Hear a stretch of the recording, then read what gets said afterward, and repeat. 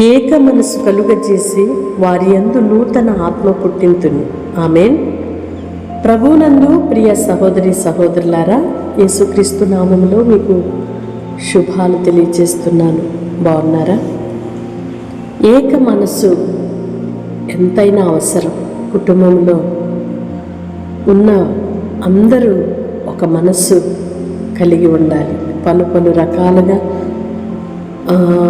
ఒక్కొక్కరు ఒక్కొక్క ఆలోచన, ఒక్కొక్కరు ఒక్కొక్క నిర్ణయాలు తీసుకుంటే ఆ కుటుంబం పరిస్థితి అస్తవ్యస్తమైపోతూ ఉంటుంది. ఒక నాయకత్వానికి మనం అందరము ఒబే అవ్వాలి. ఆ ఇంటి యజమానుడు, తల్లిదండ్రులు, పిల్లలు అందరూ ఏకత్వం కలిగి ఒకే మాటతో, ఒకే మనసుతో, ఒకే భావనతో నిర్ణయాలు తీసుకున్నప్పుడు ఏదైనా ఆశీర్వాదాన్ని మనం చూడగలుగుతాం. అది మనుషులకు అసాధ్యమే. ఇద్దరు భార్యాభర్తలు కూడా ఏక మనస్సుతో ఉండలేని పరిస్థితులు మనం చూస్తున్నాం. చిరొక మాట, ఎవరి ఆలోచనలో వాళ్ళు, ఎవరి నిర్ణయాలతో వాళ్ళు ఒకరినొకరు అగౌరవపరుచుకుంటూ ఉండే పరిస్థితులు మనం చూస్తున్నాం. పిల్లలు తల్లిదండ్రులు వారు ఒకరికొకరు అలా ఏకత్వము, ఏక మనసు కలిగి ఏక భావంతో ఉన్నప్పుడు ఆ కుటుంబాలైనా, సంఘమైనా బాగుంటుంది. సమాజమైన ఒక మంచి నడిపింపు, నాయకత్వము ఉన్నప్పుడు బాగుంటుంది.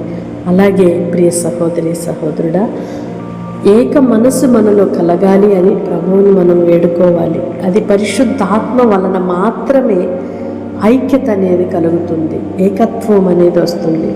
సేవకులలో ఒక యూనిటీ, ఐక్యత, విశ్వాసులలో ఒక ఐక్యత, సంఘాలలో ఐక్యత, కుటుంబంలో ఐక్యత కలిగి ఉన్నప్పుడు మనము దేవుని యొక్క ఆశీర్వాదాన్ని చూడగలుగుతాము.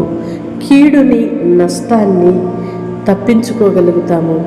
ఎక్కడ ఐక్యత ఉంటుందో, ఎక్కడైతే ఏక మనసు ఉంటుందో అక్కడ దేవుని ఆశీర్వాదము, జీవము ఉంటుంది అని వాక్యం సెలవిస్తుంది. సహోదరులు ఐక్యత కలిగి నివసించుట ఎంత మేలు. అక్కడ ఆశీర్వాదమును, శాశ్వత జీవమును ఉంటుంది, ఉండాలి అని ప్రభు సెలవిస్తున్నాడు. కనుక ఏక మనసు కలిగి ఉండడానికి, ఏకాభిప్రాయము కలిగి జీవించడానికి మనమందరము కూడా దేవుని శక్తిని పొందుకుందాం, ప్రార్థనాపూర్వకంగా ఉందాము. అట్టి మంచి మనస్సును, అట్టి ఐక్యతను, ఏకత్వాన్ని దేవుడు మనందరికీ దయచేయనుగాక. ఆమేన్. మంచి విషయంలో ఐక్యంగా ఉందాము, దేవుని కొరకు నిలబడదాము, గొప్ప కార్యాలు మన జీవితంలో పొందుకుందాము. అట్టి కృపలో దేవుడు మనలందరినీ కొనసాగింపచేయనుగాక. ఆమేన్. పరిశుద్ధుడైన దేవ, ప్రేమ కలిగిన తండ్రి, నీ స్తోత్రాలయ్యా. ఏక మనస్సు కలుగు చేసేదనని వాగ్దానం చేసిన దేవుడవు. ఏకత్వాన్ని కలిగిన వారిగా మేముండి, ఐక్యతను కాపాడుకునే వారిగా ఉండి మీ కొరకు పని చేయాలి, మీ కొరకు మేము నిలబడాలయ్యా, మీ కొరకు బ్రతకాలి. మీ సహాయమును అనుగ్రహించమని వేడుకుంటున్నాం. కుటుంబాలలో లోపించిన ఐక్యత, సంఘాలలో లోపించిన ఐక్యత అయ్యా, ఇదిగో ఆ లోపములన్నీ సరిదిద్దబడాలి.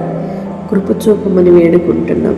ఐక్యతను, ఏక మనసును, సమాధానమును నీ పిల్లలకు అనుగ్రహించి వారిని ఘనపరిచి మీ నామానికి మహిమకరముగా నిలుపుమని యేసయ్య నామములో ప్రార్థిస్తున్నాను తండ్రి. ఆమేన్.